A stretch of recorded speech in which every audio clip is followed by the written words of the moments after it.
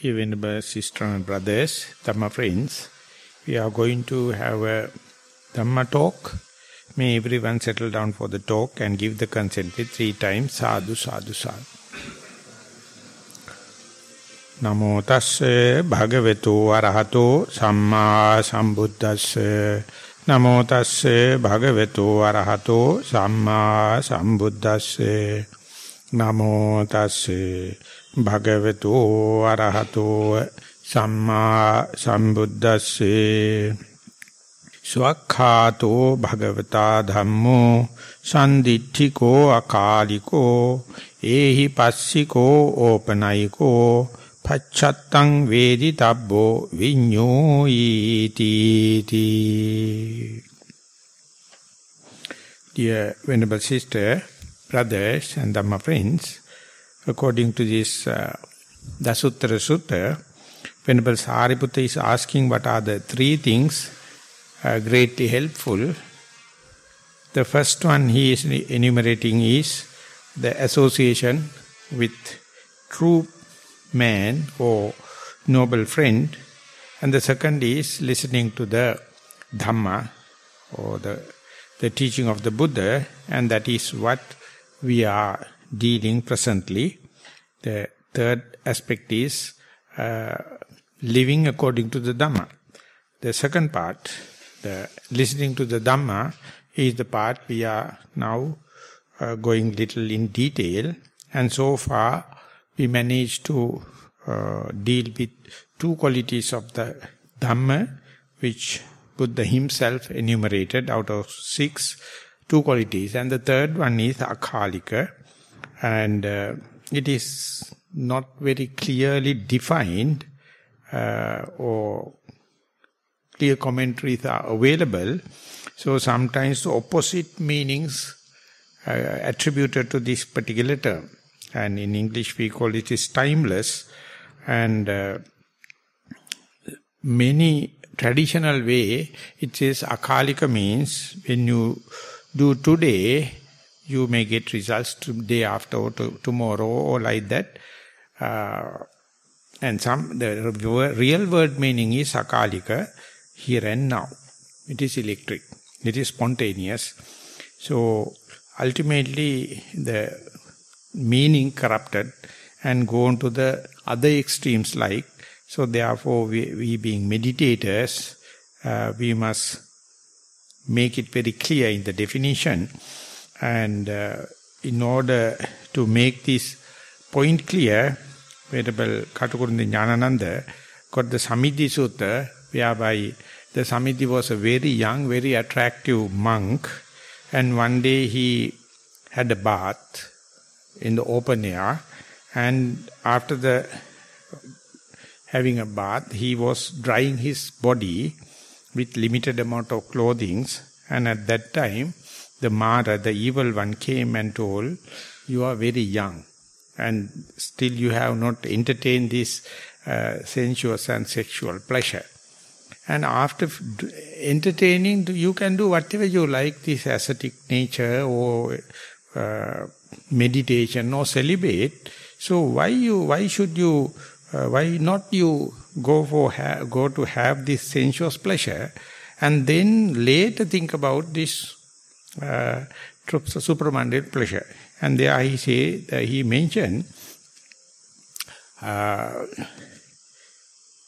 leaving aside akalika, why you are going in search of this kalika, and therefore just follow this suit. The other people, what they do is they first foremost entertain what you can entertain under your very nose, that is the sensuous pleasure. And you are in the prime age.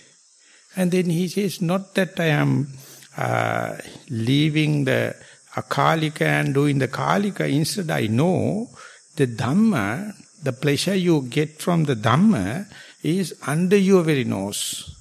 So it is so precious and it is so obvious. It is so spontaneous. So I am trying for that, and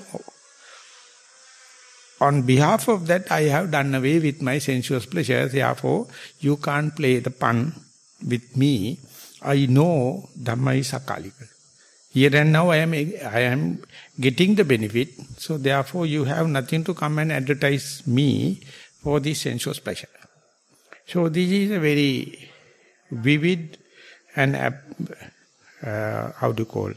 pragmatic question for the younger generation today.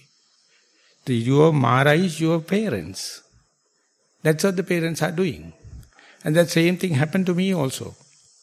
And they come and say, why you are thinking too early about the renunciation and practice of meditation? Why can't you have this, all the kind of thing, and then when you become 60 and plus, please, why don't you go to the Nissarana and have a residential retreat or continuity of the meditation, and then there is no objection. So when and where the younger generation is going to say, no, you people would have entertained that every kind of this kind of pleasure, but we get from the common sense, from the disadvantages of this luxurious life, consumerization, so much of global warming is happening. So much of this ozone layer destruction is happening. So much of pollution happens. And instead, if you go this practice and be pragmatic, be in utility value, and that is what the ascetic life means. So therefore, even in the materialistic ground, this is something eco-loving. And this is good. But you see how much counter-arguments you are going to get. So this is the picture at large. Whenever you internalize it, amount of thoughts you get per day, we'll say number of X. How many thoughts are towards the sense pleasure and how many thoughts toward the immaterial pleasure? Exactly the same. What you find in the argumenting and the social belief outside, exactly it represents the amount of thoughts you are getting or amount of willful action you do, how much you appreciate the immaterial pleasure with compared to how much you are obsessed with the material pleasure, exactly the same. So, internal, external, this is the starting balance, we get it. So, when we are practicing, how much we earn under the nose experience to say, whatever the restraint you do, whether it may be a moral restraint or concentration restraint or wisdom, how much you experience then and there the results, in the sense immaterial pleasure. So that is the term, or that is the definition I would like to give to the term akalika, and see when and where you observe precepts, when and where you restrain your morality or moral responsibilities or moral restraint, are you experiencing the benefit, or still it is just a matter of faith, or it's just a matter of fear of hell, or are we experiencing? The second part is, we have to sit cross-legged, we have to sit maybe 1 hour and still concentrate upon one particular object. Are we practicing it is just for the sake of sitting, or do we get then and there results of the concentration restraint? And when you keep on practicing, when and where the wisdom restraint happen, are we getting the results then and there, or do we expect that in the next dispensation of the Buddha, the Metteyya, the Buddha, or expecting the results in the next life? So how much verifiability or how much electric experience you get? So it is somewhat like yesterday's talk, Sandittika, that means how much under your very nose. So there, I would like to give a kind of a presentation the Buddha given in Chula Sunyata Sutta, and how much we are efficient in using this formula to make the definition of akalika more lively, more spontaneous, more electric. The Buddha mentioned, in order to explain the sunyata means the voidness, he gave a very tangible, very social, very obvious example.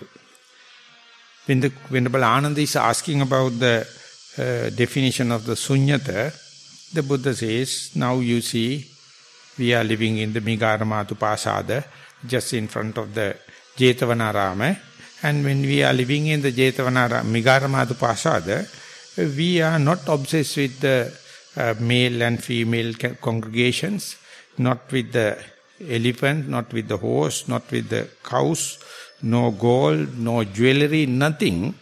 And we, of course, we have some kind of a difficulties, some kind of a friction of this forest dwelling.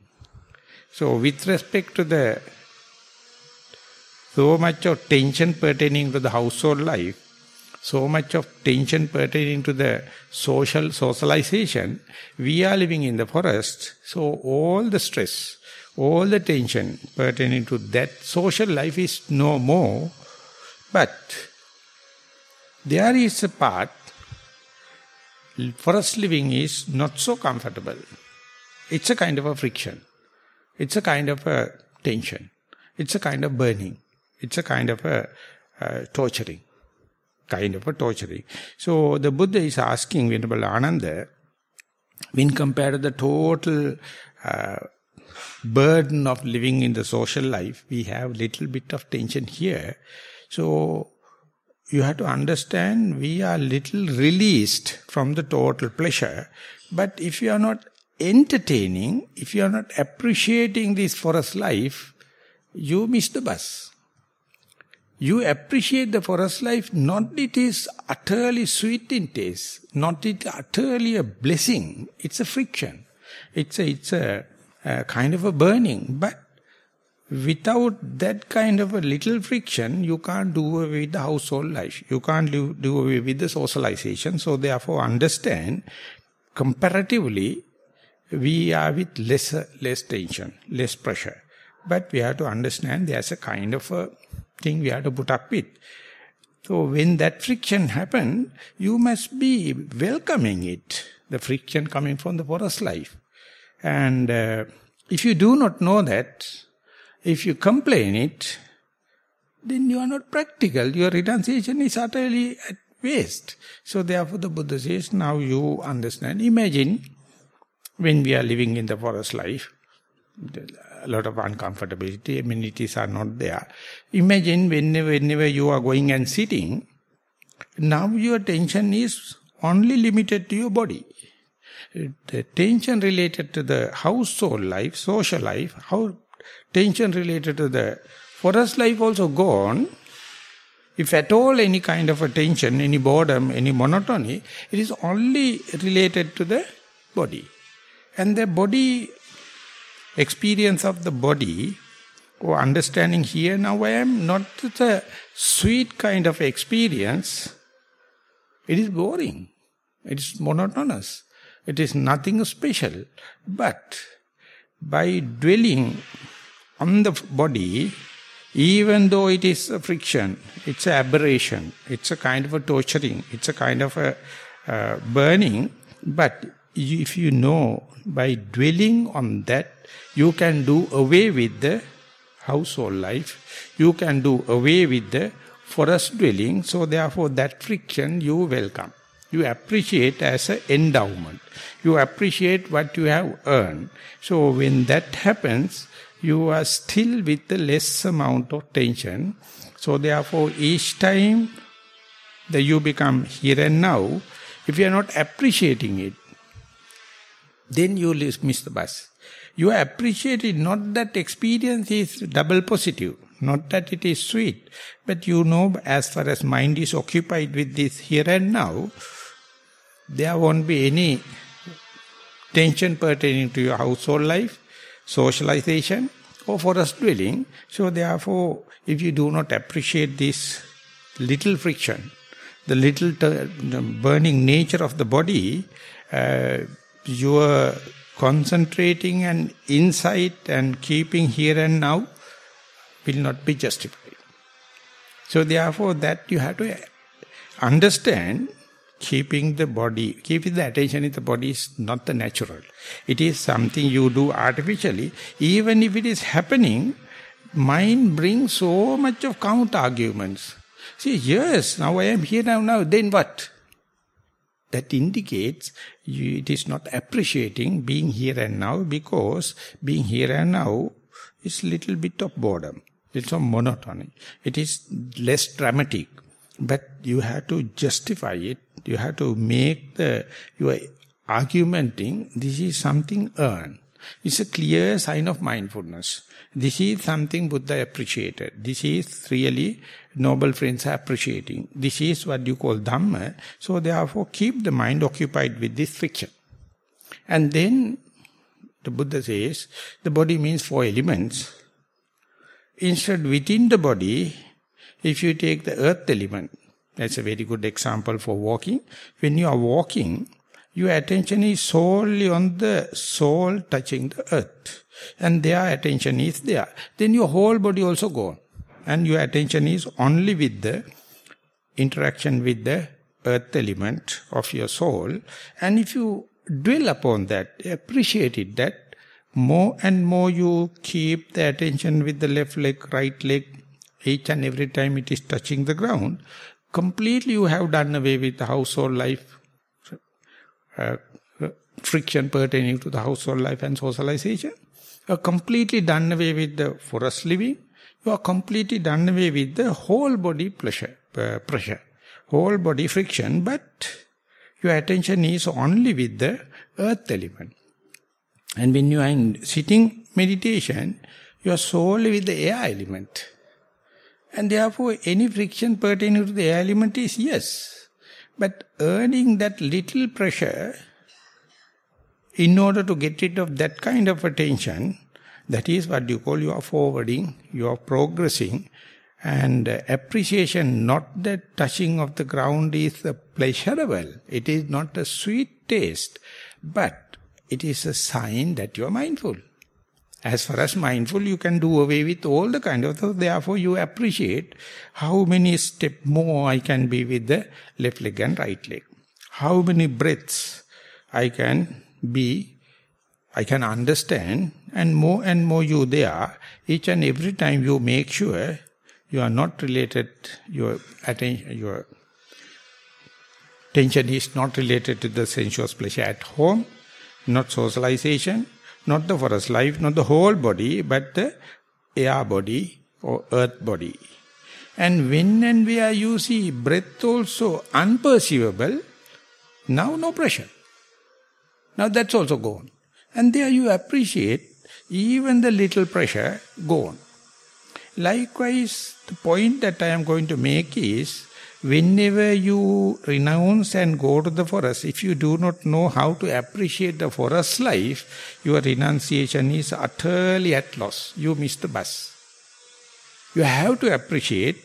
Likewise, when you become, once you understand my life is immoral, I have no any responsibility about the morality, so therefore I exploit other people, I exploit the nature, and it is not done. It is not the culture. So you restrain. Don't think that restraint is going to give you a pleasure. It is of course kind of a tightening of the belts, but appreciate it. You must know how to argue and say that restraint I impose, even if it is going to give a reduction of my freedom, that my future self-criticism, criticism from the outside, and by the penal code, everything gone. So that understanding, many people think when you become morally restrained, you will get the heavenly pleasure. Then your justification of the sila is just a postponement. It is not here and now. So therefore, if you can't understand why moral restrainment, even though it is a little bit of a restriction, if you do not know how to appreciate it, you do it out of fear maybe, you do it with the future plan maybe, that is not what does it mean by akalika. During the time of the Buddha, there was a huge amount of ladies used to go to the Uposatha day on the full moon day and observe precepts. And Visakha had the doubt whether they are really appreciate the observing precepts or do they have their individual agenda. So they went and asked some young girls, they told, I try to be morally restrained. I wish to have a husband only at 16 age. Expecting that, I observe precepts. Elderly people told, I go and observe precepts. After the death, I may get the heavenly life. And some of the married middle-aged ladies told, I observe precepts, may my husband never go behind other women. So then Visakha went and told the Buddha, so Bhante, these are the people, this is the way people are very, they are abiding by precepts. They are very moral. You see, they are not akalika. It's kalika. They observe precepts to have a marriage on the proper time. They expect, when I become morally abiding, my husband will not go search in other woman. And the elderly people says, after becoming morally restrained, may I get the next life better. This is the way you make it kalika, but the Buddha says, if you by precept, by holding precepts and observing precepts, then and there, if you can understand, earlier I was disturbing the society, earlier I was disturbing the ecosystem, earlier I was disturbing my own mind, earlier I was disturbing the other's mind, now I am not. So that very reasoning, that very rationalization, deductive thinking is a must for you to appreciate the precepts. Otherwise you attribute to the time-wise other attribution. So therefore when and where you hold precepts, don't expect people to come and say you are a good man, good boy and kind of these are nonsense. You must feel, you must understand why I am observing the precepts. So this is what called akalika.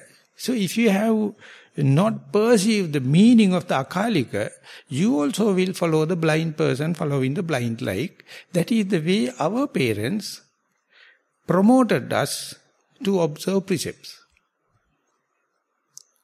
But when you become mature, when you go for meditation, you have to understand it is not a future plan, it is not a future gain, but here and now you are a moral person, you are a cultured person, you are a very gentle person, and then and there your appreciation, don't expect from the outside world the internal deductive thinking or rational thinking is not pertaining to the precepts, but it is utterly related with your view, utterly related with your correct thinking. So if that is not there, your sila becomes silabbata paramas.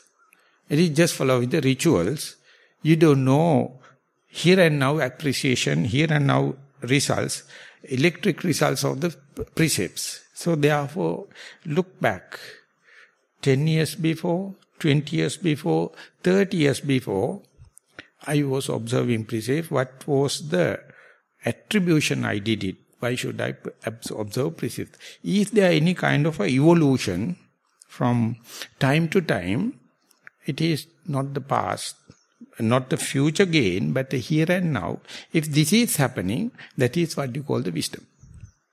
Your precepts or your sila must be reinforced, galvanized with your wise reflection or the wisdom. Otherwise, your precepts, you are observing this moral restrainment via Silabbata Paramasa as a mishandling of Sila. And whenever you are explaining to other person, you are misrepresenting Buddha. You are misrepresenting Dhamma. You are misrepresenting Sangha. So therefore, see whether there is a kind of a straightening of your idea. Why should I observe precepts? Some people consider it as a burden. Some people consider it as an imposement or so-called commandments. But the Buddha, he told the precepts are not commandments. Precepts presented by Buddha, you have to go and ask. You have to observe them, not due to a pressure. So therefore, whatever the precepts you are observing, you must justify. But the point that I am going to make is, by observing precepts, there may be kind of a difficulties you have to face. There may be kind of a friction you have to face. There may be kind of a burning you have to face. But you must endure it happily. It is for the sake of Sila. And then immediately you get the result. This is not to satisfy other people or not to satisfy the celestial being. It is not to gain the celestial pleasure. Here and now I feel I am observing precepts and it is conducive for my mindfulness. It is conducive for my concentration. So therefore, you don't feel like promoting others to observe Sila. Because promotion is, you may be promoting their emotion. There are miscalculations rather than akalika quality of the Sila. So if it is changing, if you feel day by day, my observing precepts is, I protect precepts, therefore I get protected by precepts. I am not disturbing any living beings. I am not misappropriating other properties. I am not thinking about the sexual misconduct. I am not lying, slandering. And that is because I restrain myself. That restrainment, then and there make you cultured. Then and there you get protected. Then and there you make a gentle. And if that is not there, that is easily you fall into the Silabbata Paramasa. So you get the pass marks only when you become Sotapanna. Sotapanna state onward, you have no Silabbata Paramasa, you know why you are observing precepts. That is because it is Sakalika. It won't no time gap. Moment you understand why I am observing Sila, it is not justified by your parents or village monk at the temple or God or the hell. You have to understand your own. And that understanding must be evolving. That understanding must be ever get refined. That is how Sila become Adi Sila, go for higher Sila. It is not due to the pressure of someone. Due to your understanding of the least frictional path, understanding of your comfort zone, then you naturally go for Sila to Adi Sila. This situation is much immediate, much electric, much spontaneous when you attribute to the Samadhi Sikha, the concentration restraint. Many people think Samadhi Sikha will lead to the divine eye, divine ear and magical powers, and that is how they interpret Buddhism.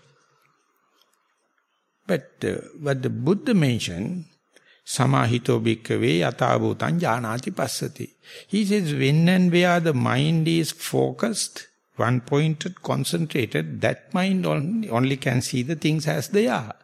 So the understanding or benefits of the samadhi is not for future magic or other clairvoyance or magical eye. They are byproducts. But if you do not understand when and where the concentration is there, when and where the one point is there, you can see what you look. Otherwise, what you see is not the thing you are looking. What you are looking is not what you are seeing. So therefore, if you say, when I see something, external thing, you believe it is existing. And you believe existing thing you can see.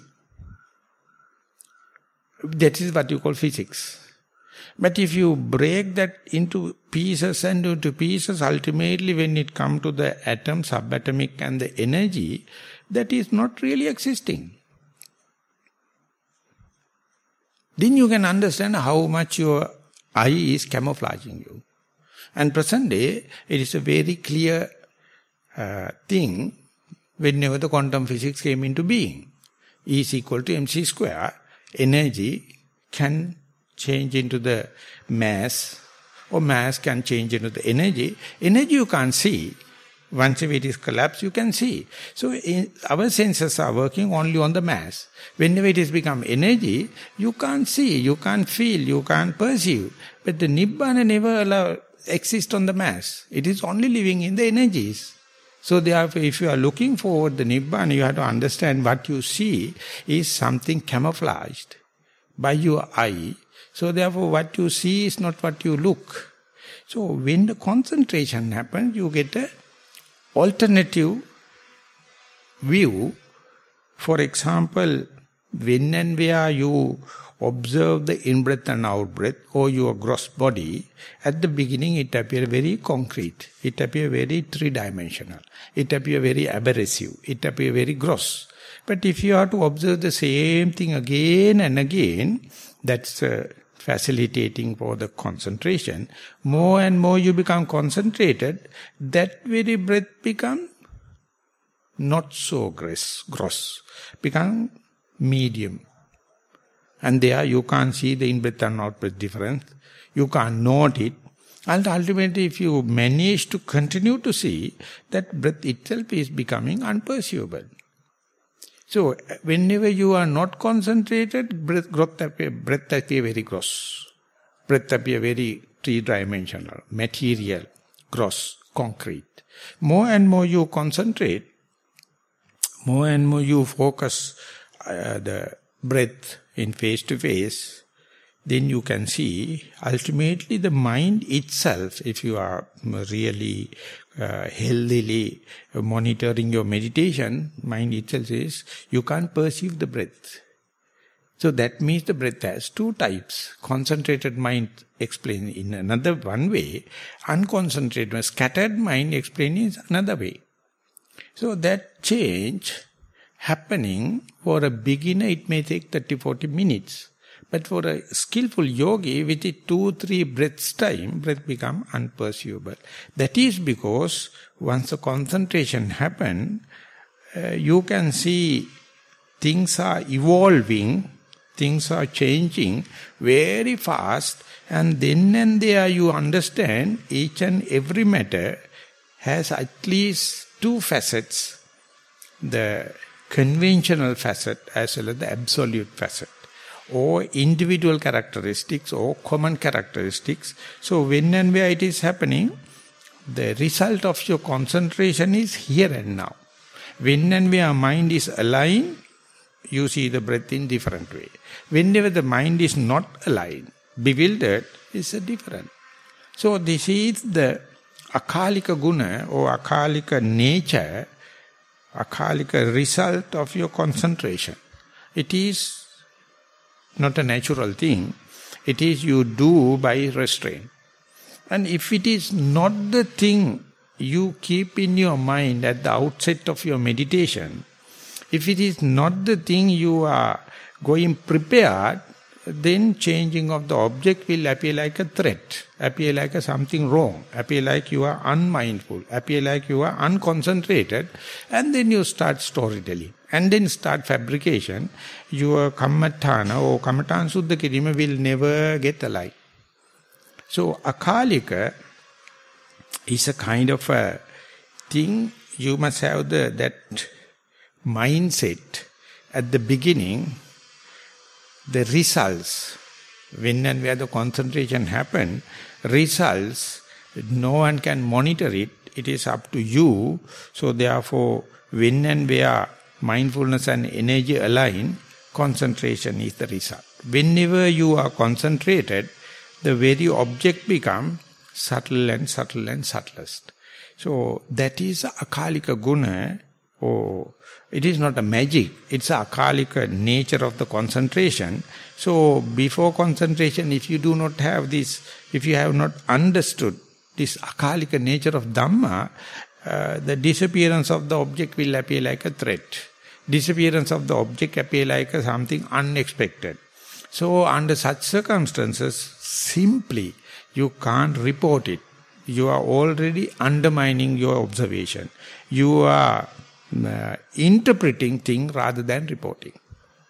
You have no rights to interpret. You have to just say, when you are observing what you see and what happened to the object.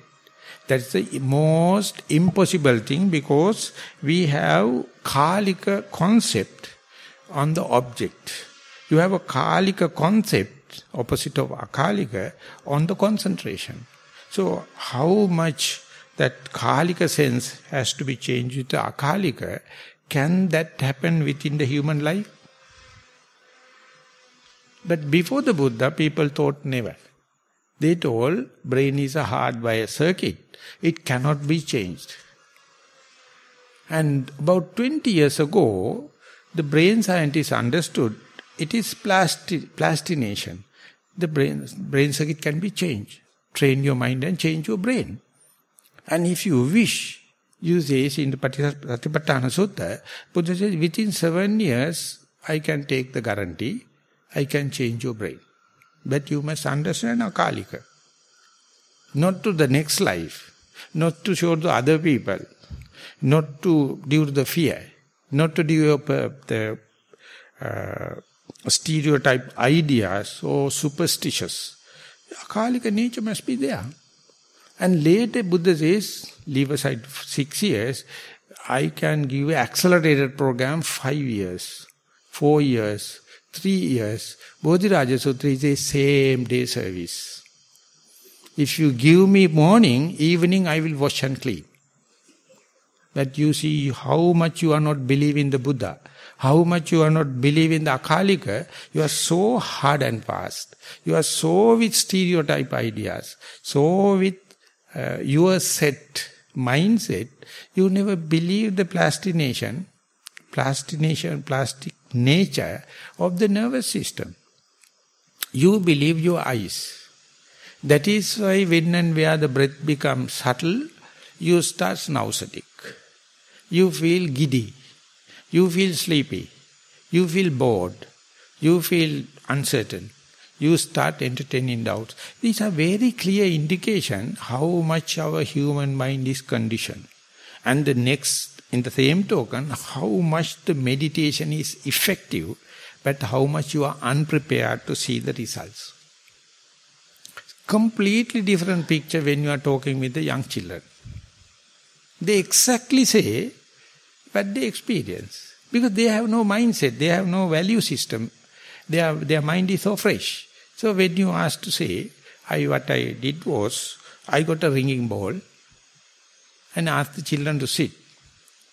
I ring the bell, I asked them to see the end of the sound. Very first time when I ring, everyone was shouting, even the bell ringing sound is not prominent. You can imagine the young children when we get together were 67 children. Then I told, you see, not the end of the sound, even the sound you can't listen because you are shouting. Please settle down, calm down. And then I am going to ring again and then see the end of the sound. Third time, you can see how much they get absorbed to go into the end of the sound. Then I told, tomorrow you have to write a project. Let me know what is your experience on the end of the sound. The one girl came within 5 minutes, she told, you have to forget about everything, Bhante, otherwise you can't listen to the end of the sound. You can't listen to it with thinking the past, thinking the future, thinking your mother, thinking your pet, thinking your dolls. To completely give up. Imagine when the breath ceases to exist, how much you are bewildered. You have forgotten the akalika. You never expect it as a result of meditation may be so quick. But meditation is as such. So therefore, when and where these changes happen, Maybe due to your meditation or may not be. Whatever may be, if you are expecting the results of meditation, results of concentration, result of benefit of concentration, you have to utterly explain what is happening without your interpretation. Your interpretation indicate your rut, your conditioning. You are reluctant to accept the truth. So therefore, Akalika is an utter threat, utter challenging for your value system. If you start with the same personality trait and if you wish to go back with the same personality trait, that retreat is utter waste. It's a wastage of time. And that kind of a holding into my personality traits, my likings and disliking, my belief becoming more and more hard and fast when you advance in your age.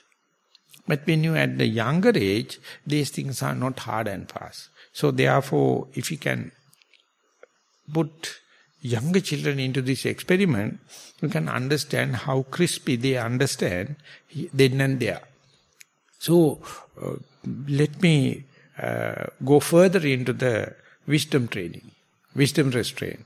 Whenever the wisdom restraint happen, you are endowed with the moral restraint and may be continuous or may be momentary concentration restraint.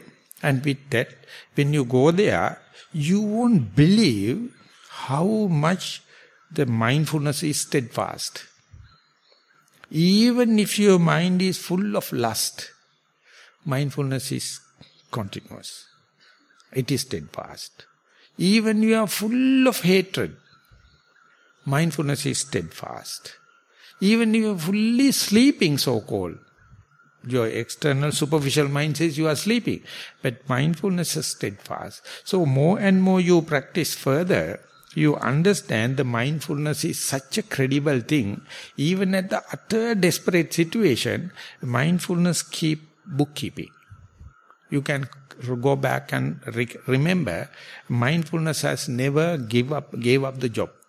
So that is what I call Panyasika or wisdom training. Till you go prepared and believe mindfulness, you always undermine the qualities of mindfulness.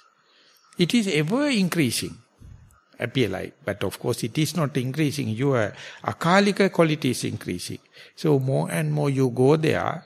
Today we got enough examples in the question and answer session. Yesterday also, many people explain when the object becomes subtle and subtle, when the object is being threatened by the secondary object, their observation. And I have to ask a specific question under such circumstances. Okay, when the object is gross, you are mindful. When it becomes subtle, you are mindful. When it becomes subtlest, you are mindful. Out of these three mindfulness, which one is the most efficient? Which one is the most developed? It's open issue because that particular person has experienced all the three. He or she has to say all the three times, you have mindfulness. So my question is to divert or direct, which one is more efficient or more meritorious, more trustworthy? So some people say that when the object is completely disappeared, that is the time that mindfulness is the most efficient. Then I have to ask, now that mindfulness depending on what? What is the pivotal point? What is the benchmark? What is the reference point? Nothing. Earlier you thought to develop mindfulness, the object is a must. Reference point is a must. And the benchmark is a must. And now you yourself is proving, if you are telling that the subtlest is the best, your object is no more. The benchmark is no more, but the mindfulness is there. So you see, earlier the mindfulness is nimitta, at the end mindfulness is animitta. And there you find, with respect to the nimitta mindfulness, it's a furtherance of the same, only animitta mindfulness can happen. And the nimitta samadhi and animitta samadhi. Animitta samadhi is the gateway to the Nibbana. Sunyata, Animitta, Apanihita. So mindfulness also, you can see, over there, if you are excited, if you are panicky, if you are entertaining doubts, you are the bloody fool disturbing the situation. Because you don't believe Akalika. You don't believe that my mind can live or my mindfulness can live without an object. You think my parents, my movable and immovable properties and my fame, gain and everything is the support of the mindfulness. No, mindfulness most efficient when they have nothing. When everything gone. And it is happening, gradual process. And when it is happening, are you ready to facilitate it? Are you ready to appreciate it? Then you know Akalika. Then you see, within this life you can experience mindfulness not hanging upon something, not depending upon something, not without a reference point, without a benchmark. That mindfulness can you claim as mine, or me, or myself? That whole identity is gone. But you can experience it. And with respect to the secondary object, when and where your mind is wandered off, or drifted off to the secondary object, you have to report some or the other. At a stage you know, now my mind is no more with the primary object, it is a secondary object. That very knowledge worth calling a mindfulness or mindlessness.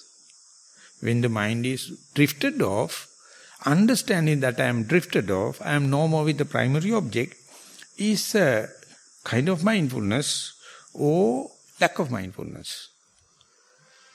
You have to ask, before writing your interview report, when and where you are reporting a sound came and distracted you, that very understanding you are distracted, is it a function of mindfulness or a distraction for mindfulness? After long rationalization, I find the attribution to the Akalika also there. You see, understanding that I am in a distraction itself is a attribution of mindfulness, a result of mindfulness, endowment of mindfulness. So if I can convince that particular person, mindfulness is working even if you do not know. And then mindfulness knows when it is with the primary object, so one type. Mindfulness knows it is not with the primary object, which mindfulness is the most efficient one. There also you can have 50-50 opinion poll. So the Buddha is telling, when the mindfulness is with the safe land in the primary object, good. But when it is not in the safe land, it is in the secondary object and still reminding you it's better. That's the way mindfulness is becoming diversified. And if you are not Akalika, you will never promote that kind of thing. You will never facilitate that kind of thing. Instead, you will complain, a thought came and distracted me, sound came and distracted me, pain came and distracted me. So you are thin slicing of time, then you can understand at time you are being alarmed. You are no more with the primary object. You are in off, you are eccentric. That very reminder, did you learn in the classroom? Did you purchase in the supermarket? Do you get from the genes of your parents? It came through your listening to the Dhamma? Never. You can test, you can verify it, and you can understand your trial and error meditation earlier. Only live in that kind of a thing when you are not in the primary object, when you are not in the safety, when you are not in the ajjatta gochara bhumi, it gives kind of a signal. Is it a bad omen or good omen? So that is the point, living Dhamma. If we take it as a good omen, you understand Dhamma. Dhamma is Akalika. It is then and there results. Spontaneously is given. But even if you misinterpret it, if you are going to consider it as a bad omen, how the hell Buddha can help you? How the hell the Dhamma can help you? But Dhamma is working, but you misread it, misinterpret it. So if you can question, if you can answer the question and have a dialogue and have a communication, teacher get a chance to convince and say, please don't consider this as a bad omen. That is the way you have done it. Do it in a rational and radical way. It's a good omen. When you are wrong, you know you are in wrong. That is your guardian. And if you consider this as bad, you are completely bewildered. You can't correct yourself. So therefore, on noble quest or Arya Pariyesana, consider it is as a good thing, and main thing is not to worry. Don't worry, and then see how quickly you can come back home. You can come back to the primary object. Then you may find there's nothing blocking. If you know you are in the wrong place, and if you know your primary object is already, it's an endowment, it's a birthright, when you come back, and Upandita Sayadaw says, when you come back, just check the primary object, whether it is disturbed or not. I'm giving an example. You are in meditation with the in-breath and out-breath. And all of a sudden a sound came, and mind goes wandering, and you came to know, and you are not worried. Again, when you come back to the breath, see the breath is disturbed or not. It's amazing to see breath is not disturbed. If you know the Akalika Dhamma, if you know how to appreciate it, it's not disturbed. So happily you can go home and start with the point where you stop it. And then the damage of the sound is no more infliction for you. It's a temporary mark, it's gone. And you are back at home. You are back with the breath. And when you are continuing, you don't feel like a mishap. You don't feel like it's a defilement. And you can continue. That's the way you can make the effect of the sound null and void. So therefore it is utterly wisdom training. For that, whenever the mind is off the track, that very alarm, that very announcement, you have to understand that is the best thing you earn in vipassana meditation. And when it is happening, don't consider it as a bad omen or wrong messenger. Understand it's a good omen, it's a good messenger. Now don't get panic. Don't disappointed get. Don't disturb. See, now you are in the wrong place. How to bring back to the safe land, to back at home. Sache uppajjati kodang ratang bhantang vadhare. So tamaham brumi sarating rasmik gaho itaro jana. The Buddha says, when a charioteer taking his royal passenger, and if your chariot is about to slip off from the road, he must try his best to not to topple into from the road. So he do so much of thing to hold the bhanta, ratam bhantang, that's a skidding vehicle. The vehicle is now skidding, it is skipping. And he has to maintain, for the security, hold the vehicle, not to slip. Likewise, whenever your mind goes off, if you become panic, you will slip off. Main thing is not to worry. Understand now it is ratam bhrantang. That means bhranta rata. Bhranta means it is skidding. So don't try to speed up. Just understand not to topple from the road, and then do whatever you like. When you are driving a car, if it is skidding, you have to cut the brake, little brake, and again the clutch, again the brake, again the clutch. Then only you can stop the vehicle. If you keep on braking, it will completely turn around. So who the hell driver can do such a training while it is skidding? Very difficult. And without that, no Nibbana. Without that, you can't see the magic of the mind. It is possible. When you are in trouble, only see your qualities. So when the anger happens, when the desire or lust happens, when the sleepiness happens, it's a very nice laboratory, very nice place for you to test and see mindfulness never give up. Mindfulness is ever present. But if you have to facilitate it. If you are not facilitating, mindfulness gets crippled. The Buddha says, Sutta, Dhata, Parichita, Manasanupekkita, Dittya, Suppativijja. If you understand the Dhamma that means listening attentively. Dhata, you keep the good jewelry of Dhamma in your mind. You remember. Parichita, again read again and again and again and again. Then only you can understand who the Buddha is. Not by simple glancing and simple perusal of the one time. Parichita, Manasanupekkita, can that happen? Of course, can happen in the Buddha. Can that happen in me, a fool like me?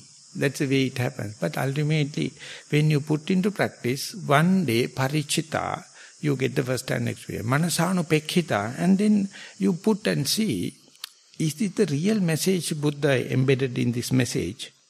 And then you can understand, yes, I am a human. That's the only qualification Buddha is asking. You can do.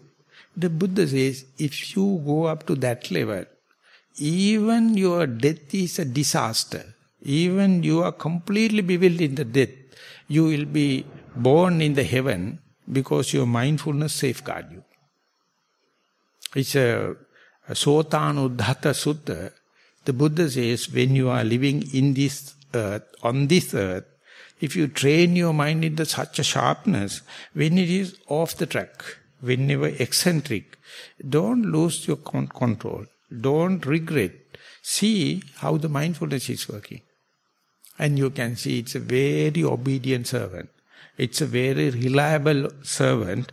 It is, bookkeeping is there. You can put the action replay and slow motion and see how in such a situation happen. So don't think that is possible for the beginner. Don't think it is possible for people, those who have no concentration. Only with the people, moral restraint, concentration restraint, and ready to do this kind of a radical thing, ready to do this kind of experimenting, they can test it and see the akalika nature, the then and there results is never diluted when you are in danger. It is not diluted when you are away from your home. Even when you are not sitting or walking meditation, the developed mindfulness is ever protecting you, so therefore trust the mindfulness. It has akalika nature. You think moods are important, cultural, the seasonal differences are important, right round people are important. Yes, it is important as far as the mindfulness is not steadfast. Once the mindfulness comes, once the mindfulness take the helm, take the reins, it is overpowering everything and ultimately do the best rather than your bloody idiot mind. Mindfulness is ever beneficial. So let the mindfulness to, I put it, it's still in my language, put into autopiloting. Mindfulness will do. And then you are with the best, under the best hand. So, but you can't train that kind of mindfulness when you are in danger, when you are sick, when you are in the old age. You have to have already prepared mindfulness, already mobilized mindfulness before your death, before your old age, before your sickness. And then mindfulness come and do the task. I still can't remember the specific reference. The Buddha says, the mindfulness people get the real benefit of the mindfulness when they are bedridden. So utterly mindfulness come and help. So before becoming bedridden, please trust. And at the beginning it is very boring. It is very difficult to impose into your computer. Very difficult to put this software. Because it is not dramatic. Mindfulness by itself, it is just like eating white bread without jam. It's like chewing into a bone without flesh, without bone marrow, and you feel the pain at the teeth. And that pain is a blessing. That pain is the one Buddha says, appreciate it. Just like in the forest dwelling, it's little bit uncomfortable. That uncomfortable is a sign for your mindfulness. When the attention comes to the body, you feel nothing. You are with yourself. Appreciate that nothingness is a clear indication you are not obsessed with the worldly tension. And when and where the object disappears, you feel giddy. You feel nauseatic. You feel bored. That boredom is a clear sign you are progressing. And when you appreciate it, ultimately you will see so much in the life so far, how much you try to do away with the boredom, do away with the monotony, do away with the dramatic situation. And so much so you go to the craving, you go to the dramatic event, you go to the desirable thing. Ultimately, only thing you sacrificing is the mindfulness. So when and where mindfulness is going there, it says, it is akalika, it's a very obedient servant, it's a very credible servant, and once it has come out of the steadfastness of the mindfulness, the spirituality is an endowment, it's a hobby, it becomes. So, Kalyana Mitta is the living example or a role model. Otherwise, the majority of people are utterly misleading you. Whenever you are socialized, almost like you are in the hell. The socialization is a hell. That's why the Buddha says, just go for the Pindapata. You go to the Pindapata, socialized world, and please come back and dwell in the forest. And the Buddha says that a person like a monk in the Nissarana, if they think when you go to Colombo, you have the very nice food, and you can have very nice robes, and you can have air-conditioned rooms and all the kind of thing, and whenever you are about to leave the Nissarana, if you know you have put the back into such a fresh air, you are going away from the fresh water, and when you go there, even the air is polluted. In the civilized world, in the mega city, everything is out-breath, you have to in-breath. Everyone's out-breath is the one you are in-breath. Water is, when you go to the Sydney, they put in the advertisement that 9 times recycle, don't drink water. So that is what you do. You go to the brook there, never recycle. It's a full fresh. So this is forest dwelling.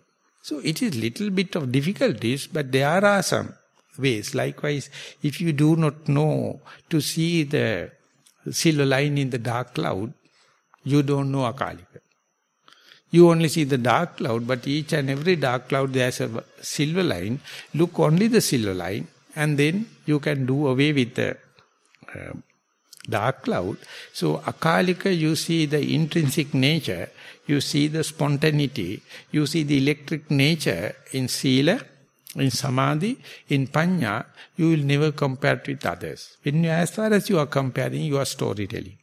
You are fabricating. See here and now how much I appreciate my own precepts. Don't let others to justify it. Or how much I appreciate when and where I am concentrated or I am mindful in here and now. Don't expect the next life. Don't expect the Buddha to be. And when and where the wisdom training is happening, even the mind is eccentric, off the track. Understand mindfulness is there, otherwise you don't know you are eccentric. Otherwise you don't know you are out of the track. So appreciate it, and then way back is open. Moment you understand it, only once you have to do it, that whole your life, till the Nibbana, that will work again and again. And you can tell others, that's why the Buddha says, Akaliko, hey, come and see. Anyone can use it. So therefore these qualities of Dhamma, it is in a chain action. Sakata, Sandittika, Akalika, one after the other. So when it is happening, you find even the Buddha proclaimed them, so to say 2600 years ago, the Dhamma is living.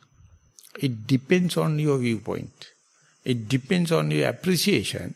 And if it is increasing, if it is revolutionizing, if it is evolving, don't try to accelerate, just facilitate, and ultimately it come up to the blooming level. And many people, they make vow telling, may I reborn in the presence of the Buddha, and when the Buddha is giving Dhamma sermon, may I become enlightened. So I think that after 2000 years, 2006 year, enlightenment is not rotten. It is fresh. I think it is more practical. It is more pragmatic. It's more demanded now. So therefore don't expect the whole audience to go to Nibbana. Don't think in the large or gross level. Mind your own business. Mind your own business. That is possible. Otherwise, if you think that I should make my mother also mindful, my father also mindful, and the world also mindful, and ever I am mindful, no. When and where you get the opportunity, try to foster, try to facilitate mindfulness, and each and every mistake is a golden opportunity, blessing in disguise, when and where the wisdom training come into being, or wisdom restraint is come into being. To happen, to facilitate, to fertilize it, you have to take care about the moral restraint and the concentration restraint. Once it is happened, the complete irrational way, or completely topsy-turvydom, the wisdom training come into being, and there you don't believe it, because whatever you believed so far, you have to forego. You have to make your mind completely open. That is how the evolution it takes place.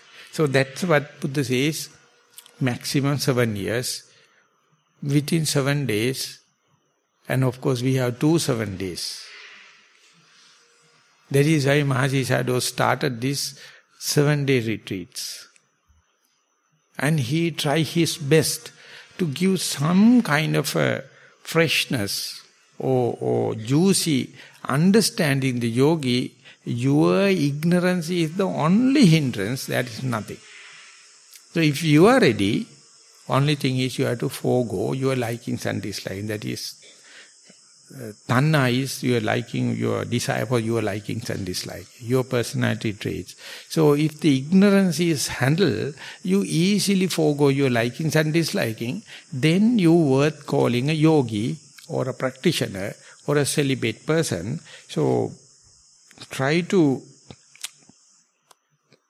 focus everything, all the mental powers, your experience, your theoretical understanding, your mistakes, and be mindful and know that you are mindful.